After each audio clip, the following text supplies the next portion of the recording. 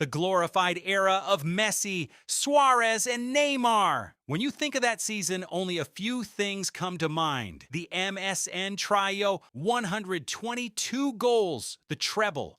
What was even left to achieve? It was attack, attack, attack. Defenders weren't just beaten, they were humiliated. But what started all this? In 2014, the post-Guardiola era was losing its identity, and following a rare trophy-less season in 2013 to 14, FC Barcelona undergoes a radical transformation. Luis Enrique is appointed manager, and the club signs Luis Suarez to join Lionel Messi and Neymar. Barcelona needs a new type of midfielder, someone with lungs of steel to replace the departing legend, Cesc Fabregas, and eventually the aging Xavi Hernandez. So Catalonia comes calling. Ivan Rakitic, he was the undisputed king of Seville. As the captain of Sevilla FC, he has just lifted the Europa League trophy. He is a creative playmaker, a classic number 10 who dictates the tempo of every game. He is the big fish in a medium pond, beloved and comfortable, but aware that the pinnacle of football lies elsewhere. Rakitic finds his mentors in the form of the veterans. Xavi Hernandez, in his final year, mentors him on the Barca DNA, while Sergio Busquets and Andres Iniesta provide the tactical framework.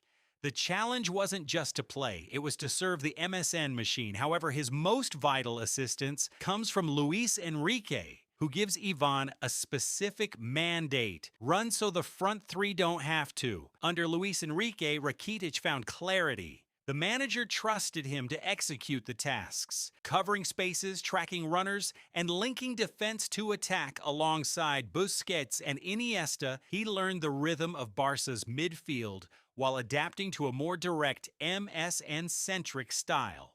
In the summer of 2014, Ivan leaves the comforts of Andalusia. He crosses the threshold into the Camp Nou. His journey started from being a main man in Sevilla to being literal engine of Barca's team. He was the sacrificial runner. As Messi goes central, he goes cover the wing. Messi drops deep. He runs forward. With Alves attacking, he had to play a defensive cover for the gap left behind. In transient plays, he delivered one-touch passes, quick decisions, forward thinking. He sacrifices his individual flair to become the tactical bodyguard for Lionel Messi's right flank. The early months of the 2014-15 season are chaotic. The press doubts if the MSN can coexist. He is often subbed off early, as critics wonder if he has the technical purity to play for Barcelona. He must prove he belongs in a midfield built on tiki-taka.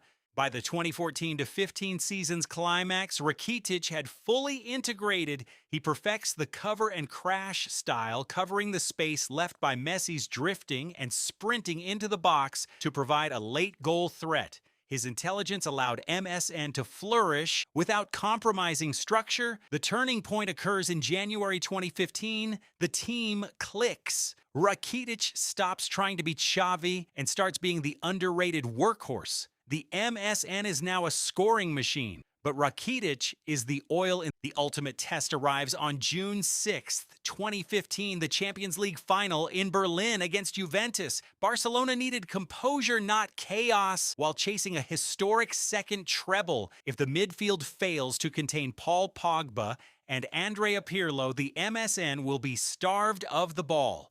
The supporting actor had stepped into the spotlight at the perfect moment.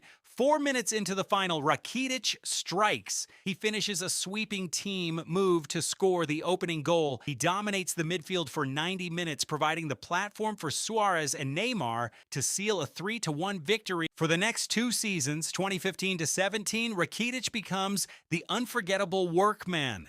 While MSN breaks scoring records, Ivan plays nearly every game. He becomes the tactical bridge. He ensured the system worked. He was the equilibrium between artistry and order. The journey reaches a surreal peak During the remontada against PSG in March 2017, though the MSN takes the headlines for the 6-1 comeback, Rakitic is the one maintaining the high press and emotional intensity for the full duration. He has returned to the top of the footballing world, no longer as a Sevilla star, but as an elite European hybrid midfielder. By the end of 2017, the MSN era ends with Neymar's departure. Rakitic is no longer the new guy. He was a symbol of reliability. Fans began to recognize the value of his invisible work. The runs unnoticed, the interceptions uncelebrated, brilliance of MSN. He wasn't the hero in the spotlight, he was the foundation beneath it. His journey is a reminder that greatness isn't always loud. Sometimes it's the quiet consistency that makes brilliance possible.